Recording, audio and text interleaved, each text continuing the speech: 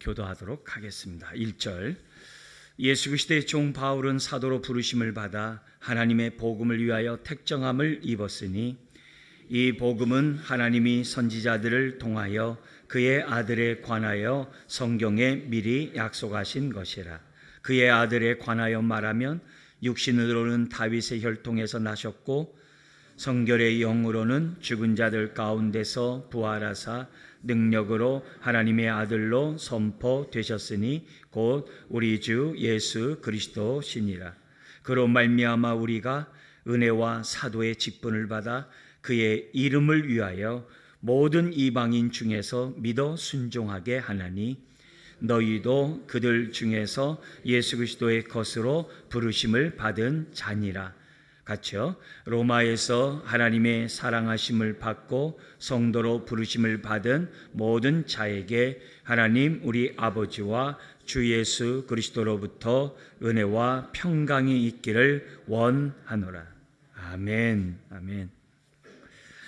바울이 부끄러워하지 않고 자랑했던 그 복음, 우리가 예수 그리스도를 믿으면 죄사함 받고 의롭다함 받을 뿐만 아니라 자녀가 되고 후사가 되게 하는 그 복음, 그리고 우리가 다른 사람들에게 전해야 되는 그 복음이 무엇인지 우리는 로마서를 통해서 우리가 이제 살펴보려고 합니다.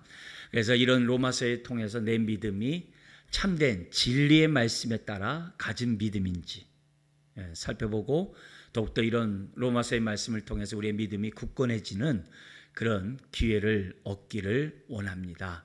그래서 특별히 이런 로마서를 통해서 오직 의인은 믿음으로 말미암아 살리라는 그 말씀이 진리구나, 내 삶에 우리가 확신으로 삼는 저와 여러분들이 되길 바랍니다.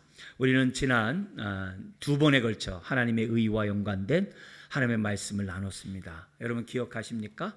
우리가 의라는 개념을 우리 국어사전에, 또 우리가 통념적으로 알고 있는 것처럼 공의, 정의로 우리들이 의를 생각할 것이 아니라 항상 이 관계 속에서 우리들이 의를 생각해야 된다, 이렇게 말씀을 드렸어요. 그래서 우리 사회도 우리 나름대로의 문화가 있고 법이 있고 규례가 있죠. 다른 나라는 다른 나름대로의 규례와 법도가 있겠죠.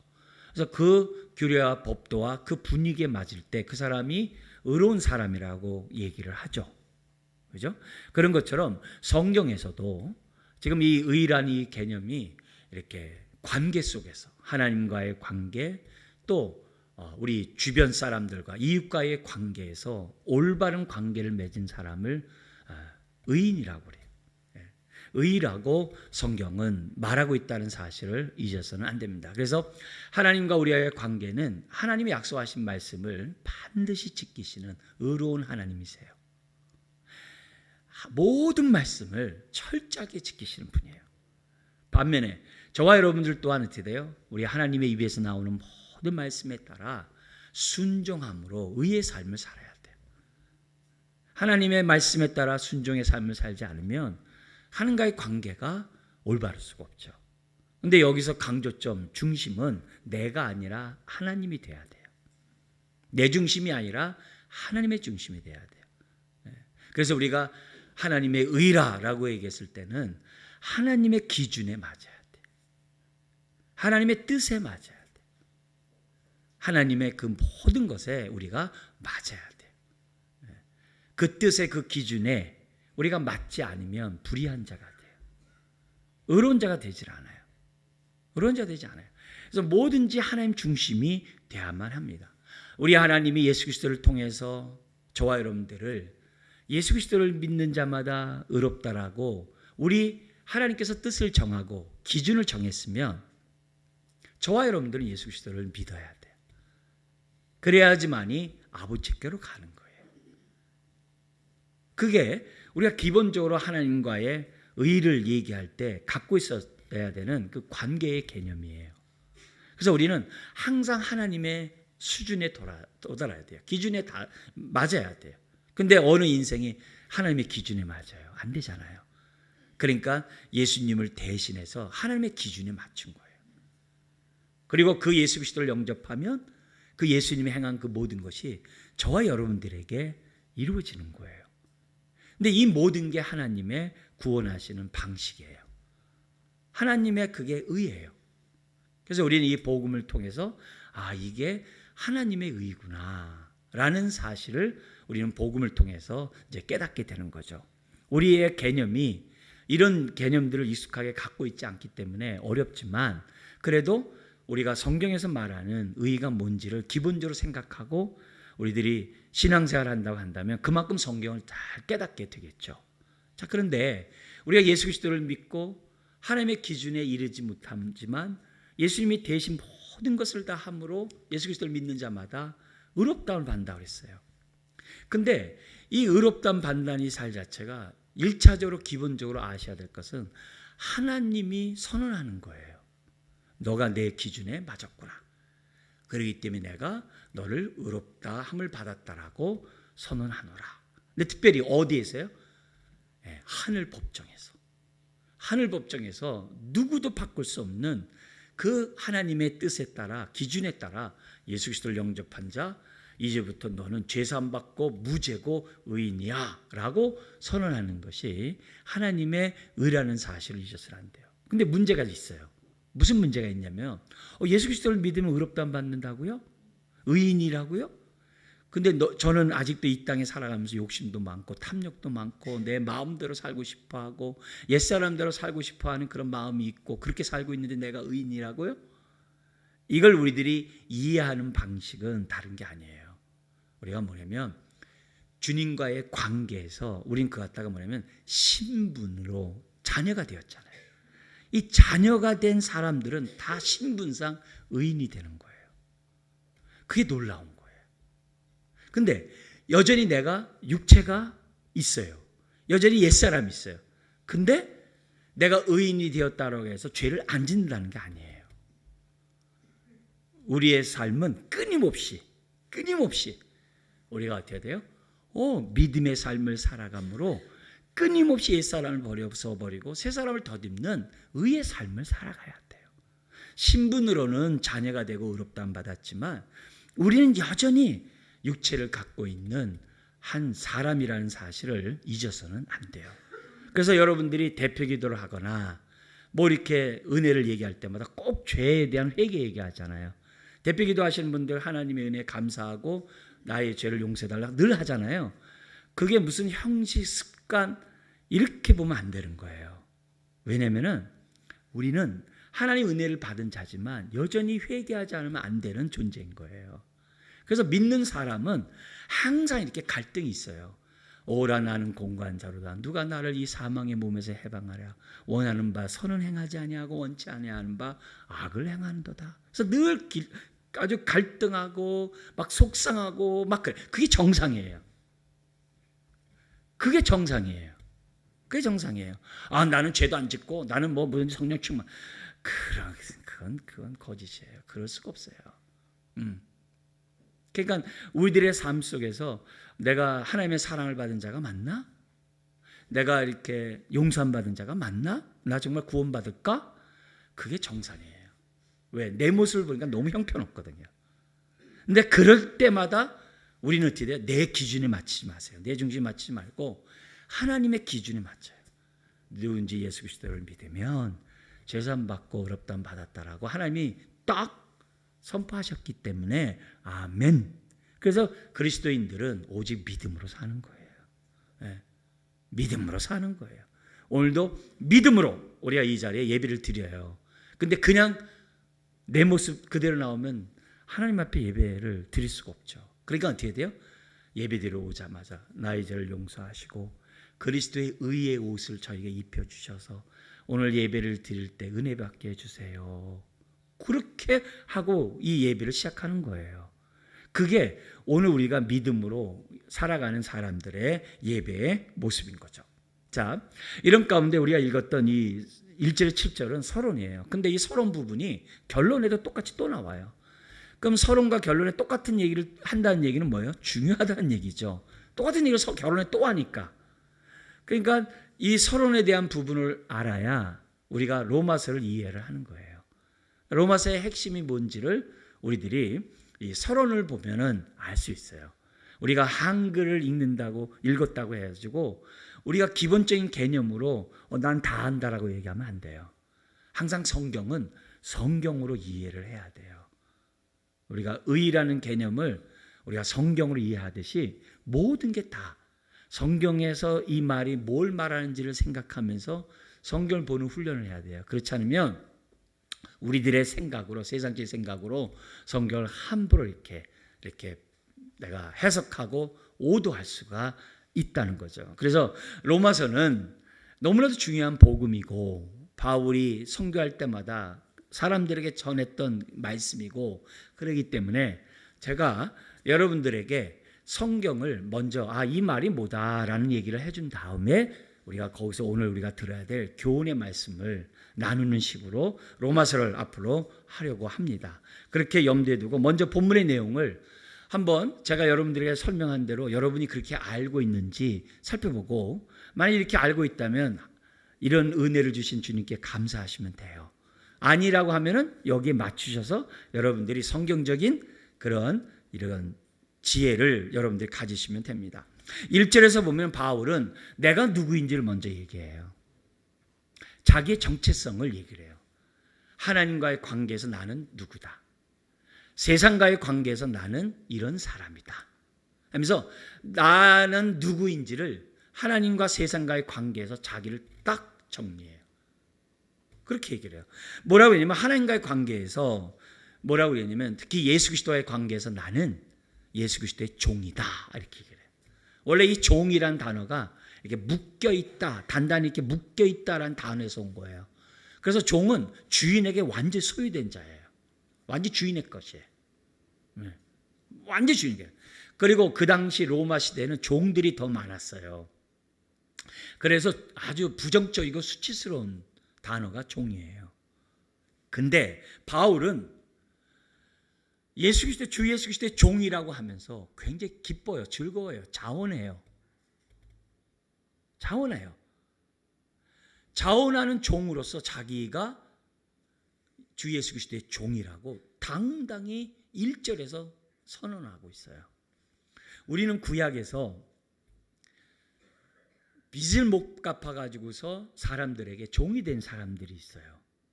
근데 그 종들은 안식년이 되면 무조건 탕감을 받아요. 자유인이 됩니다.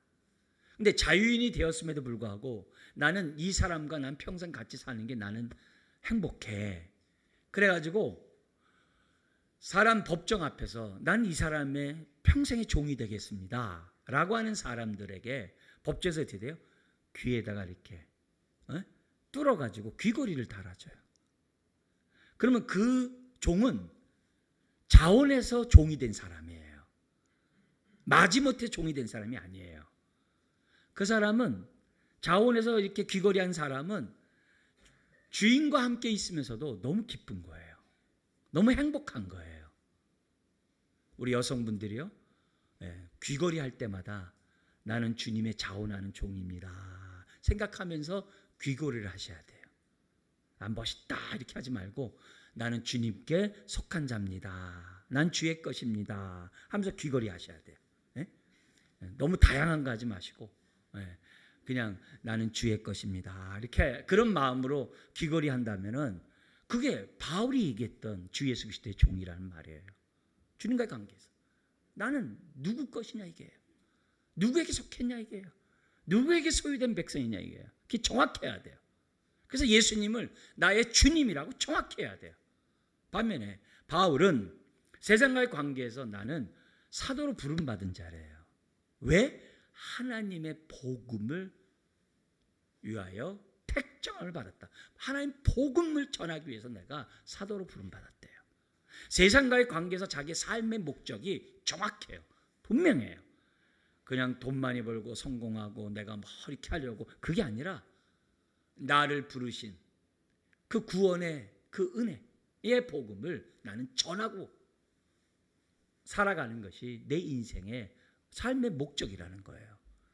그래서 나는 이걸 위하여 사도로 부름받았다 그래요. 사도라는 이 자체가 뭐냐면 보냄을 받은 자라는 뜻이에요. 보내기 위해서 자기가 뭐냐면 사도가 됐다는 거예요. 사도가 됐다는 거예요. 그러니까 사도로 부르신 그 자 자체가 하나님의 어떻게 돼요? 하나님의 복음을 위하여 이렇게 보냄을 받는 자가 되기 위해서 사도로 부름받았다라고 1절에 자기가 누구인지를 정확하게 설명하고 있어요. 그래서 자기는 하나님의 복음을 전하기 위해서. 우리가 이제 하나님의 복음 그러면요, 우리가 그냥 하나님의 복음인가 보다 이렇게 하면 안 돼요. 하나님의 복음 그러면요, 이거 뭐냐면 하나님으로부터 말미암는 복음 그래야 돼요. 그분이 근원이고 원천이라는 것을 강조를 해야 돼요. 하나님이 주신 복음이에요. 하나님으로부터 비롯된 복음이 하나님의 복음이에요. 그러면 9절에 나와 있는 그의 아들의 복음은 뭘까요? 그거 뭐 아들로부터 나오는 복음이 있네. 그렇게 하면 안 돼요. 왜냐면 모든 원천은 하나님 한 분밖에 없어요. 그럼 여기 아들의 복음은 어떻게 봐야 되는 거예요? 아들에 관한 복음이에요. 왜요? 하나님의 구원이 아들을 통해서 전해지니까.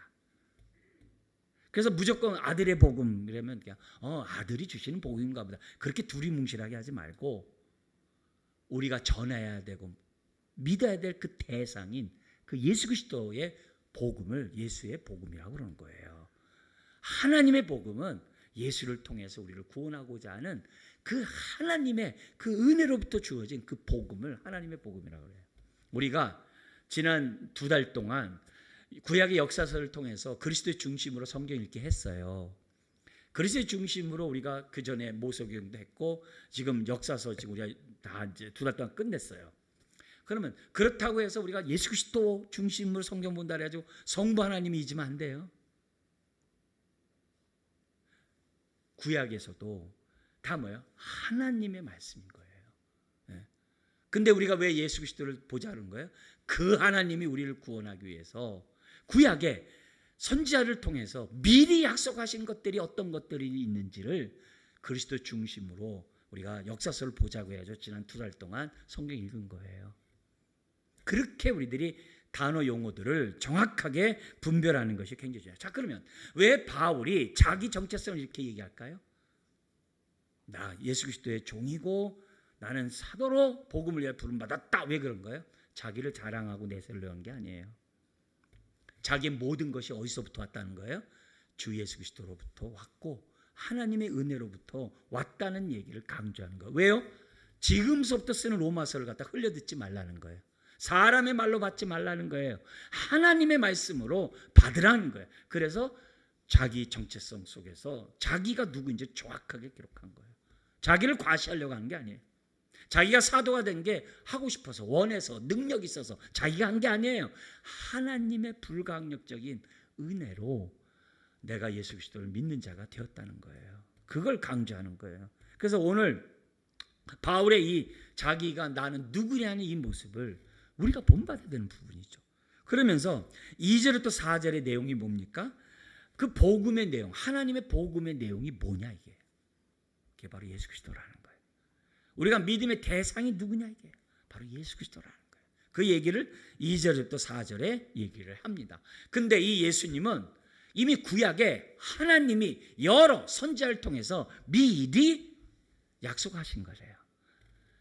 메시아를 보내겠다고 그리스도로 구세주를 보내겠다라고 구약에 얼마나 약속했습니까? 바로 그 예수라는 거예요. 바로 그 메시아가 예수라는 거예요. 그게 2절이에요. 그 2절이에요. 그 3절에 그분은 육신으로는 다윗의 혈통을 따라 저와 여러분들 같이 태어나가지고 의해가지고 40일 날 가가지고서 성전에 가가지고 남자로서의 규례를 그 비둘기 가지고 드리옵을 뿐만 아니라 율법에 온전히 순종했고 예수님의 그 30세 이제 공생의 삶을 시작하기 전까지 삶은 저와 여러분들과 조금 더 다를 바 없는 인간이었다는 얘기를 성경은 얘기하고 있어요. 근데 누구의 후손이요? 다윗의 후손. 왜? 하나님이 다윗의 후손을 통해 메시아 구세주를 보내겠다고 약속했거든요. 바로 그 얘기하는 거예요. 그리고 4절에 성결의 영, 거룩한 영으로는 죽은 자들 가운데서 부활하사 능력으로 하나님의 아들로 선포되신 분이 바로 주 예수 그리스도래요. 근데 여기 능력으로 선포됐다라는 이 의로라는 단어라는 것보다도 능력 있게 선포되었다는 거예요. 예수님 부활하심으로 능력 있게 하나님의 아들됨이 드러났다는 말이에요. 이걸 여러분들이 기억을 하셔야만 한다는 거죠. 근데 여기 보면은 예수님이 부활하심으로 능력 있게 하나님의 아들됨이 이렇게 밝게 드러났는데 여기 부활이라는 단어가 바울이 독특하게 썼어요. 우리 성경 그냥 부활이에요. 근데 많은 경우에 이 사복음서를 비롯한 많은 성경의 부활은 하나님이 예수님을 다시 살리셨다로 기록되어 있어요. 그러면 예수님의 입장에서 볼 때 부활은 뭐예요? 하나님이 살리신 거예요. 그럼 예수님의 입장에서 뭐예요? 수동적이에요. 그죠? 하나님이 살리셨으니까. 하나님이 살리셨으니까. 근데 성경에 이 부활이라는 단어가 또 다른 단어가 있어요. 뭐냐? 예수님이 스스로 살아나다의 부활이 있어요. 그게 뭐냐면 능동적으로 주님이 부활하신 거예요. 예수님의 자신이 생명의 주이시기 때문에 자기 자신이 스스로 부활하신 거예요. 이 얘기를 예수님이 하셨어요. 예수님이 하셨어요. 나는 스스로 버릴 권세도 있고 다시 내가 스스로 살 권세도 갖고 계시다고 하셨어요. 생명의 주라는 말이에요. 근데 여기에 사용한 단어가 어떤 단어예요? 예수님이 스스로 부활하신 단어로 써졌어요. 그렇게 함으로 예수님이 뭐가 드러난 거예요? 하나님의 아들됨이 밝히 드러나게 된 거예요. 그거를 지금 오늘 이 본문은 우리들에게 가르쳐주고 있어요. 그러면 예수님이 스스로 부활하신 이유가 뭐예요? 내가 바로 너희들이 그렇게 믿고 사모했던 구약에서 예언한 바로 그 메시아 하나님의 아들이 그리스도가 된다고 하는 바로 그 하나님의 아들이 나다. 그게 부활이에요. 그게 예수님이 스스로 부활했다라는 단어로 설명하고 있는 거예요. 그러니까 오늘 이 예수님을 믿어야 그게 하나님의 의의 기준에 맞는 거예요. 하나님이 정해놓으신 법칙에 맞는 거예요. 방법에 맞는 거예요. 예수 그리스도 외에 다른 구원 얻을 만한 다른 이름은 주지 않았어요. 그 방식으로 해야 돼요. 세상에서도 하나 무슨 게임을 하나 하더라도 그 법칙대로 해야 되잖아요. 운동 경기를 하더라도 그 법칙대로 해야 되잖아요. 모든 게 구원 얻는 방법도 하나님이 정하신 기준에 따라 거기에 맞춰서 우리들이 믿어야 돼요. 예수 그리스도를. 그걸 지금 여기에서 설명해요. 자, 근데 예수님을 얘기하면서 두 가지 측면 얘기해요. 하나는 뭐예요? 육신을 입고 이 땅에 오셨다. 또 하나는 뭐예요? 원래부터인 하나님의 아들이 부활됨으로 드러나게 되셨다. 그래서 인간 예수가 있고 하나님의 아들 신성을 가지신 하나님의 아들이신 우리 주님이 있다는 거예요. 그리스도가 있다는 거예요. 두 가지가 있어요. 놀랍잖아요. 하나는 다윗의 후손으로 태어나셨어요. 근데 하나는 어떻게 돼요? 아들로 밝히 드러났어요. 이게 대조가 되잖아요. 서로 비교가 되잖아요. 근데 왜 이 얘기를 두 가지를 다 쓸까요? 우리 이걸 갖다가 좀 다른 말로 지금 기독교에서 쓰는 용어로 쓴다면 육신 입고 이 땅에 오신 예수님을 인성을 가지신 분이라고 해요. 반면에 하나님 아들로 이 땅에 오신 분을 신적인 성품을 가지고 다 가졌다고 해서 신성을 가지신 분이라고 그래요. 인성과 신성을 가지신 분이 바로 예수님이라는 거예요. 여러분, 이 두 가지를 갖지 않으면 구원이 절대 안 이루어져요. 절대 안 이루어져요. 두 개를 다 가진 자만이 구원할 수 있어요. 무슨 말이에요? 이 세상은 두 개의 종교가 이렇게 두 종류 종교들이 있어요. 뭐냐면 이 땅에서 구원이 이루어진다는 거예요. 그게 대표적인 게 뭐예요? 자기 스스로 자기를 구원할 수 있다는 종교예요. 동양 종교가 그래요. 반면에 서양 종교가 있어요. 그건 뭐냐면 어떤 신이 이 세상을 법칙 가운데 창조해주고 내버려뒀다는 거예요. 그래서 세상에서 그것을 서양에서 많이 믿어요. 초월에 계신 그냥 신이에요. 초월하신 신이에요. 근데 기독교는 뭐예요? 이 두 가지가 통합된 거예요.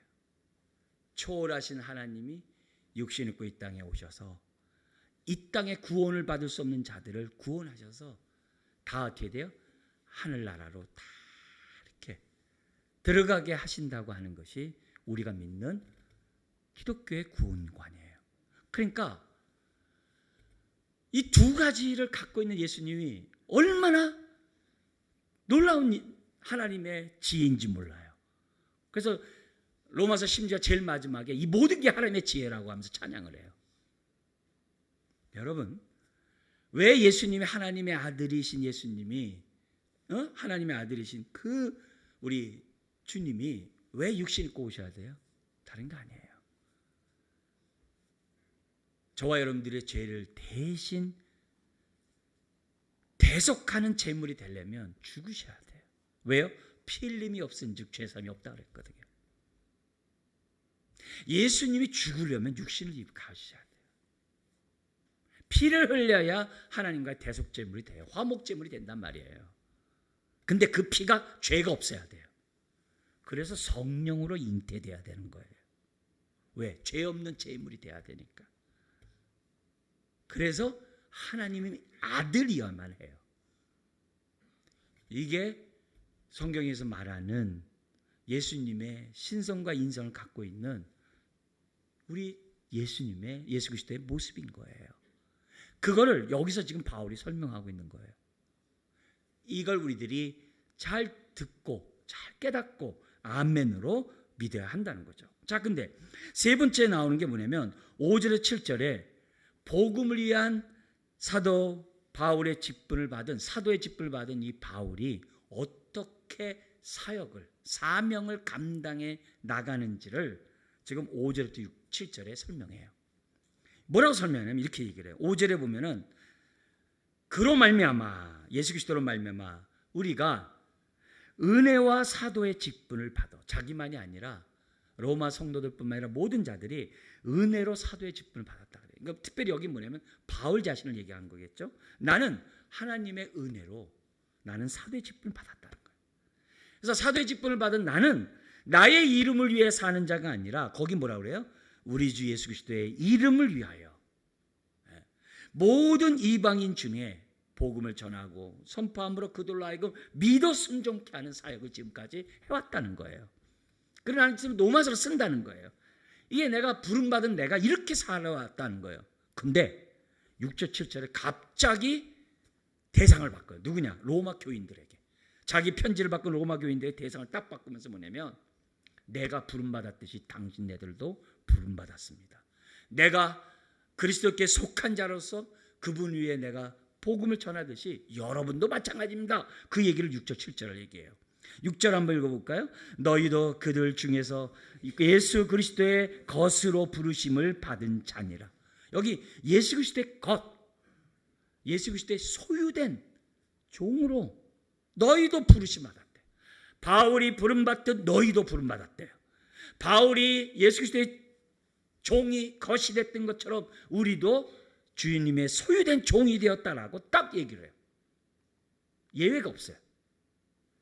그러면서 뭐냐면은 부름받은 너희들이 누구냐? 여기 7절에 너의 정체성을 알으래요. 너희가 누군지 알래요. 누구랑? 하나님과의 관계에서 그리고 세상과의 관계에서 너가 누구인지를 저와 여러분들이 누구인지를 알래요. 바울이 하나님과의 관계에서 자기가 예수 그리스도의 종이라고 정확히 얘기한 것처럼 여기 뭐라고 하냐면 모든 성도는 하나님의 사랑하심을 받은 자래. 저와 여러분들은 누구의 사랑을 받았다고요? 하나님의 사랑하심을 받았대요. 하나님과 관계에서 예외가 없어요. 예외가 없어요. 반면에 세상과 관계에서 누구냐? 성도로 부르심을 받은 자래요. 성도는 그냥 단순한 호칭이 아니라 그 성도가 자체가 뭐예요? 성도 자체가 구별되다, 거룩하다, 하나님께 바쳐졌다라는 게 성도예요. 거룩한이라는 단어예요. 그걸 성도로 번역을 했어요. 우리는 구별했다는 거야. 세상으로부터 이렇게 나왔어요. 왜? 그래야 구원을 받으니까. 나왔을 뿐만 아니라 너희들을 다시 지금 어떻게 돼요? 보내시는 거예요. 바울이 복음을 위해 살듯이 너희도 하나님이 다시 보냈다라는 거예요. 그게 성도예요. 그래서 세상과의 관계에서 내가 성도임을 잊지 말래요. 구별된 자임을, 하나님께 속한 자임을, 하나님께 드려진 바쳐진 자임을 알고 생활하래요. 근데 이런 삶을 살아가는 데 있어서 무엇보다도 필요한 게 뭘까요? 바울을 비롯한 모든 성도들에게 내가 성도로서 보냄을 받은 자로서 내가 사는 데 있어서 가장 필요한 게 뭐예요? 그게 하나님의 은혜와 평강이에요. 그래서 저도 여러분들에게 은혜와 평강을 나누는 거고, 여러분들이 이 땅에 하나님의 자녀로 부름받은 자로 살아가는 데 있어서 필요한 것이 은혜와 평강이에요. 은혜와 평강이 있어야 우리가 이 땅의 삶을 복되게 살아갈 수 있어요. 그걸 서론에서 우리들에게 설명하고 있어요. 그래서 여기 나와 있는 내용들을 여러분들이 잘 기억하고 있으면 로마서를 보면서 이것이 이렇게 어떻게 연결되면서 이해를 돕는지 알게 될 거예요. 자, 그러면 이런 내용을 가지고 오늘 우리들이 주님이 우리에게 주는 교훈을 우리가 한번 우리가 주목해야 될 말씀을 두 가지를 좀 살펴보려고 해요. 첫 번째는 바울의 안목으로 예수 그리스도를 바라보고 예수님의 모든 사역을 바라보자. 부활의 안목. 왜? 바울이 그러하니까. 여러분, 바울은 머리로만 예수님을 그리스도 메시아 구세주라고 고백한 게 아니에요. 안 게 아니에요. 머리로만 한 게 아니에요. 입술로만 고백한 자가 아니에요. 나는 주 예수 그리스도의 종이다. 입술로만 한 사람이 아니에요. 실체예요. 고백뿐만 아니라 그렇게 삶을 드렸어요. 삶을 드렸어요. 여러분, 바울의 모든 신앙은 부활의 안목으로 예수님을 바라보고 예수님의 그러한 사역을 그가 이해했고 구약을 해석했어요. 여러분, 바울이 부활의 주님을 만나기 전까지는 예수 믿는 자를 핍박하던 자예요. 부활의 주님을 만난 순간에 한순간에 바뀌었어요. 내가 핍박하는 예수가 부활했다고? 부활했다는 그 사실 앞에 바울이 그 전의 삶과 그 이후의 삶이 180도 바뀌어버렸어요. 그 전에 내가 자랑하고 내가 뽐내던 그 모든 게 다 더러운 배설물이야. 예수님을 아는 게 가장 고상해.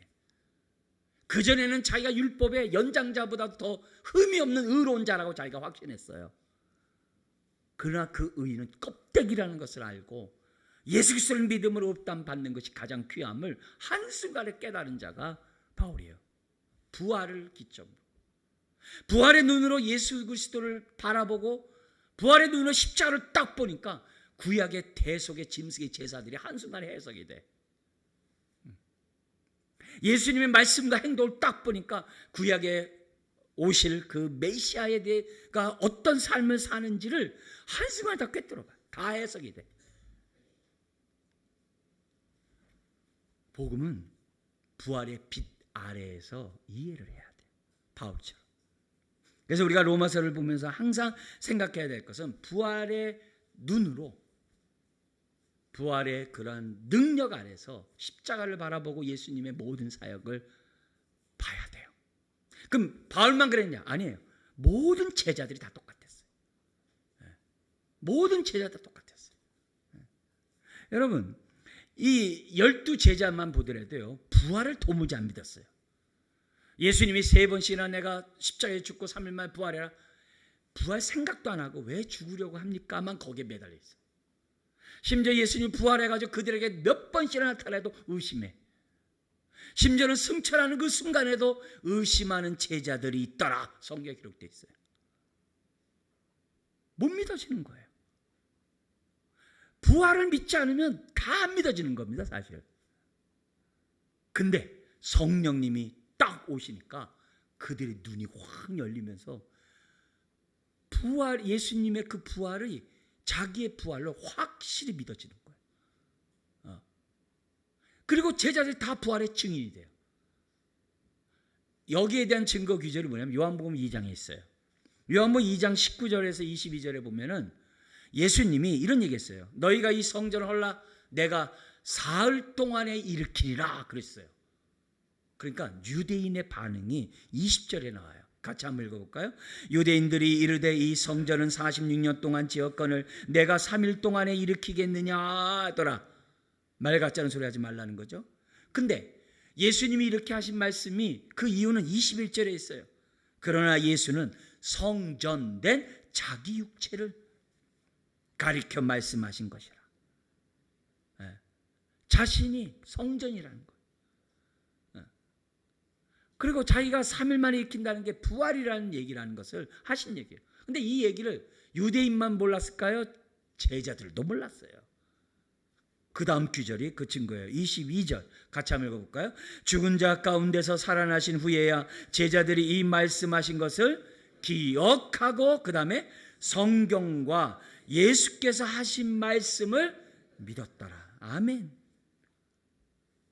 바울이 한순간에 변한 것은 부활의 주님을 만났기 때문에 그래요.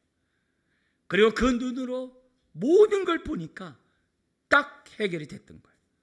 그래서 우리가 신앙생활은 부활의 안목으로 우리가 어떻게 돼요? 예수님을 봐야 돼요. 하나님의 말씀을 보셔야만 합니다.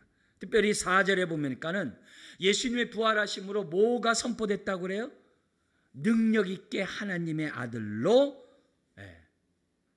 밝히 드러났다라고 설명하고 있어요. 그러니까 부활은 예수님이 하나님의 아들이라는 증거예요. 왜? 하나님의 아들은 하나님이니까. 영원한 생명을 가지신 하나님이시니까. 그걸 증명하고 있는 것이 부활이라는 거예요. 그래서 부활함으로 예수님이 대신 짊어진 모든 죄와 이런 것들이 다 해결됐다는 게 증명된 거예요. 예수님은 죄와 사망 권세를 다 깨뜨리고 승리했다는 게 증명하는 게 부활이에요. 이게 부활이에요. 이 부활의 시작으로 동정녀의 탄생이 아멘이 되는 거죠. 부활했는데 동정녀가 뭐가 우리 전능하신 하나님이 어렵겠어요? 성령으로 잉태되는 게 뭐가 어렵겠어요? 부활이인데 부활인. 모든 것을 이해하고 해석하는 열쇠가 부활이 됐다는 것을 보여준 거예요. 예수님도 나는 스스로 버릴 권세도 있고 생명 다시 얻을 권세가 있다고 그랬어요. 그러니까 어떻게 돼요? 기쁨으로 십자가에 죽으시는 거죠.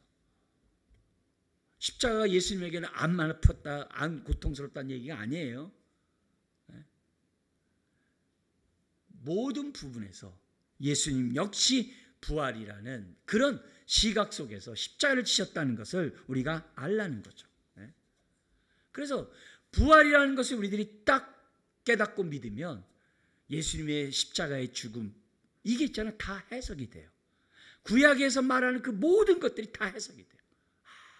예수님의 죽음이 나를 위한 죽음이고 어떠한 죽음인지라는 사실을 다 알게 되는 거예요. 근데 만약에 부활 없이 예수님이 당신의 죄를 위해 죽으셨습니다. 그리고 끝. 다 거짓이에요.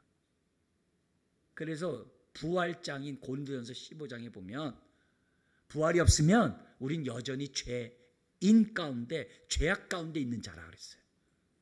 부활이 없으면 예수님의 그 모든 행적은 다 의미가 없어요. 부활했기 때문에 우리가 믿는 거고 부활했기 때문에 예수님이 십자가에 짊어지신 그 모든 대속의 은혜를 아멘으로 받는 거예요.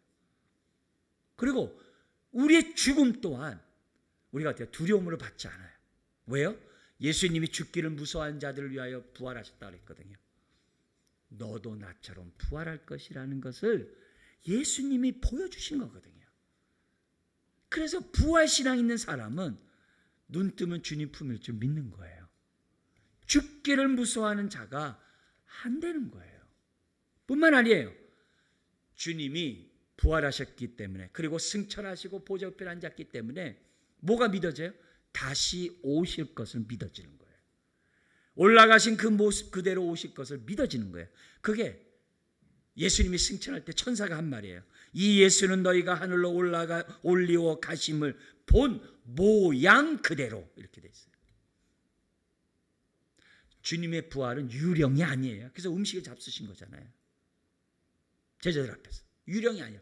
살과 뼈가 있다고 그러잖아요. 근데 그 모습이 우리의 부활의 몸이에요. 그리고 그 모습으로 보좌 우편에 계시고 그 모습으로 다시 찾아오신다는 거예요. 그래서 부활이 그 이전을 다 정리하고 그 앞으로 이후를 갖다 다 해결하는 핵심이 되는 거예요. 바울이 바로 그 부활 신앙을 오늘 이 로마서를 쓰면서 우리들에게 전달하고 있는 것을 보게 돼요. 주님이 다시 오셔야 구원이 완성되잖아요. 우리의 구원이 완성되잖아요. 그러니까 다시 오심에 대한 사모함이 있고 오늘 우리들이 믿음으로 슬기로운 다섯 처녀처럼 깨어있는 거예요. 너무 자기 일에 전전긍긍하고 연연하고 막 얽매이고 그러지 말라는 거예요. 부활로 다 깨버릴 것들은 깨버리고 우리가 주님 안에서 믿음으로 어떻게 살아야 되는지를 부름받은 자답게 살라는 거예요. 그걸 첫 번째 우리들에게 부활의 증인으로서 바울이 우리에게 주는 거예요. 두 번째 우리가 이 본문에서 교훈을 우리가 삼아야 될 것이 뭐냐면은 내가 누구인지를 분명히 알라는 거예요. 예? 바울처럼 하나님과의 관계에서 세상과의 관계에서 내가 누군지 알라. 이게. 왜? 그래야 그렇게 살지. 하나님 앞에서 세상 앞에서. 그걸 알라는 거예요. 바울이 1절에서 얘기한 것처럼 모든 성도는 7절에 우리가 누구인지를 딱 알려줘요. 하나님과의 관계에서 우린 누구라고요? 하나님의 사랑하심을 받고 하나님의 사랑하심을 받은 자래요. 네. 그리고 뭐요? 성도로 부름받았대요. 왜요? 하나님의 복음을 위하여 살라고. 이 두 가지는 뗄래야 뗄 수가 없어요. 하나님의 사랑을 안 자가 성도로서의 삶을 살아요. 하나님의 사랑을 받은 만큼 성도로서 헌신해요. 사랑이 요만하면요 헌신도 요만해요. 네. 생생내요. 하나님의 사랑을 제대로 받으면 바울처럼 내가 쓰임 받은 것만 해도 감사합니다 그래요. 바울이 뭐라 그래요? 나는 무익한 종일 뿐입니다 그러거든요. 사랑을 받아야 돼요. 그래야 성도의 삶을 살아간다는 것을 우리들에게 보여주고 있어요. 근데 우리가 성도가 하나님과 관계에서 하나님의 사랑을 받았다라고 했을 때 그것도 그냥 하나님의 사랑 이렇게 하지 말고 아까 하나님 복음처럼 하나님으로부터 말미암는 그 사랑을 얘기를 해야 돼. 그냥 하나님의 사랑 받았어 이거보다도 어떤 하나님인 줄 알고 그 하나님이 나를 사랑하셨어 이건 다른 거예요. 내가 하나님으로부터 하나님의 사랑을 내가 받았다는 사실을 저와 여러분들이 잊어서는 안 돼요. 근데 이 얘기가 신약에서요 누구에게 처음 쓴 표현인 줄 아세요? 사랑하심을 하나님의 사랑하심을 받은 자라는 이 표현을 우리 하나님이 누구에게 제일 먼저 썼느냐? 죄가 없음에도 불구하고 저와 여러분들의 죄를 대신 짊어지시는 우리 예수 그리스도께서 세례 요한에게 세례를 받으세요. 원래 죄인이 받는데 죄가 없음에도 불구하고 받으셨어요. 왜요? 저와 여러분들을 위해서. 그리고 뭇 위로 올라오셨어요. 근데 하늘문이 열리면서 성령이 비둘같이 우리 예수님에게 임하면서 하늘에서 음성이 들렸어요. 무슨 음성이 들렸어요? 이는 내 사랑하는 자요 내 기뻐하는 자라. 우리 교회 입구에 들어올 때 플랜카드로 써 있잖아요. 그때 우리 하나님이 처음 사용한 단어가 이 단어예요. 이 단어를 지금 바울은 모든 성도에게 표현하고 있어요. 무슨 얘기예요? 우리 성부 하나님이 하나님의 구원의 뜻을 이루기 위해서 이 땅에 오셔서 그렇게 사셨던 예수님에 대한 그 사랑을 오늘 예수 그리스도를 믿는 저와 여러분들에게 똑같이 사용했다는 거예요. 차별이 없이. 이건요 보통 큰 사랑이 아니에요. 예수님을 사랑한 그 사랑으로 저와 여러분들을 사랑하시는 거예요. 여기에 대한 내가 확신을 가진 만큼 성도의 삶을 사는 거예요. 여기에 대한 확신을 내가 이 깨달은 만큼 내가 이 땅의 삶에 은혜와 평강이 넘쳐나요. 이 땅의 사명을 자원하는 종으로 감당해요. 아버지의 아들을 향한 그 사랑이 오늘 모든 믿는 자에게 다 있다는 거예요. 하나님이 이 땅의 악인과 의인을 동일하게 사랑하시는 증거가 뭐예요? 해와 비를 주는 거 아니라. 그렇게 얘기했죠, 성경에. 해와 비를. 악인에게도 해를 주고 비를 주세요. 다 똑같이 해요. 근데 특별 은총이 있다 그랬어요. 누구요? 예수 그리스도를 나의 구세주 주님을 영접한 하나님의 자녀는 특별히 사랑하시겠죠. 특별히 사랑하기 때문에 믿는 자들이 우상 숭배하고 죄를 범하면 어떻게 돼요? 질투하시는 하나님이신 거죠. 그게 정상이죠. 그게 정상이죠. 우리가 자칫 잘못하면 이렇게 할 수 있잖아요. 아우, 그리스도의 사랑으로 사랑합니다. 그럼 뭐예요? 이 사람도 사랑하고 이 사람도 사랑하고 저 사람도 사랑하고 저 사람도. 그게 뭐예요? 그냥 무취야 그냥 사랑하는. 근데 베드로 같은 경우는 어떻게 돼요? 아닙니다. 전 인간으로서 사랑할 수 있는 그 아주 당신만을 사랑하는 듯이 당신 사랑합니다. 이렇게 답변하잖아요. 베드로는 예수님이 그렇게 물었을 때 저 주님만 사랑해요 그러잖아요. 그러니까 예수님이 너 진짜 나만 사랑하냐? 네, 그렇게 사랑해요. 근데 그 다음 퀴즈는 뭐예요? 근데요, 주님 말씀대로 저 복음 전하다가 저 거꾸로 십자가에 못 박혀 죽는 거 저 좋겠는데요. 근데 주님 품에 있는 저 나의 경쟁하는 저 사도 요한은 어떻게 됩니까? 그러잖아요. 그게 인간이에요. 네, 인간이에요. 나는 나대로 죽겠는데 저 요한은 어떻게 되나요? 그게 우리들의 마음이에요. 네? 그만큼 연약하고 비교하기 좋아하고 막 그래요. 근데 이 사랑을 받은 자들이기 때문에 주님의 제자들은 자기의 삶을 드리는 것을 아까워하지 않았어요. 아까워하지 않았어요. 네? 이 사랑을 받으면 내가 주의 거심을 의심하지 않아요.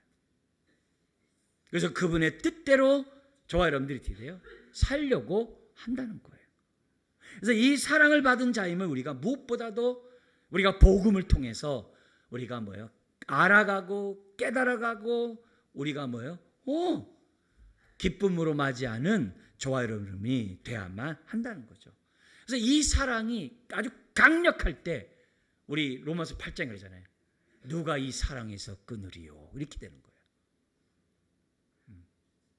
어떠한 죽음도, 어떠한 질병도, 어떠한 아픔도, 어떠한 상처도 그 사랑을 끊을 수 없어요. 그렇게 견고한 저와 여러분들이 되라는 교훈이에요. 그럴 때 우리가 뭐가 될 수 있어요? 성도로 부름받은 자답게 살아갈 수 있어요. 성도가 무슨 말이라고 그랬어요? 원래요? 이 구별되다, 거룩하다는 단어예요. 하나님께 바쳐졌다 라는 단어가 성도예요. 저와 여러분들은 하나님의 것으로 하나님께 바쳐진 존재예요. 그게 성도예요. 바쳐진 하나님의 소유된 백성은 하나님의 뜻대로 살아야 돼요.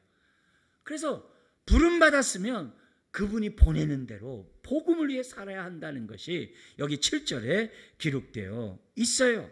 예? 여러분, 구약에서 짐승들을 이게 짐승들이 있어요. 그 중에서 이렇게 11절을 드릴 때 한 마리, 두 마리, 세 마리, 다섯 마리, 아홉 마리, 열 마리. 요거 하나님의 것. 저를 빼요. 11, 12, 20 하나님 거 이렇게 빼. 이렇게 해서 하나님이 드렸어요. 유대인들이. 근데 똑같은 우리 안에 있었던 짐승인데 양과 염소인데 하나님께 바쳐진 순간에 그 짐승은 뭐가 돼요? 성물이 돼요. 성물, 거룩한 제물이 돼요. 그게 우리예요. 많은 사람 가운데 부름받는 순간에 하나님 것이 되는 순간에 성물이 돼요. 의롭다함을 받은 하나님의 자녀가 되는 거예요. 놀라운 거죠. 놀라운 거죠. 신분이 성물이 돼요. 자녀가 돼요. 완전히 바뀌어버려요. 그런 모습을 우리들에게 보여줘요. 그래서 이 성도는 철저하게 하나님 것이에요. 하나님 것이에요. 하나님에 속한 하나님의 것이에요. 그래서 우리들이 하나님의 것이기 때문에 내 마음이 거룩하도록 해야 돼요. 왜요? 그럴 때 그리스도의 마음을 내가 알거든요. 그리스도의 마음을 알거든요.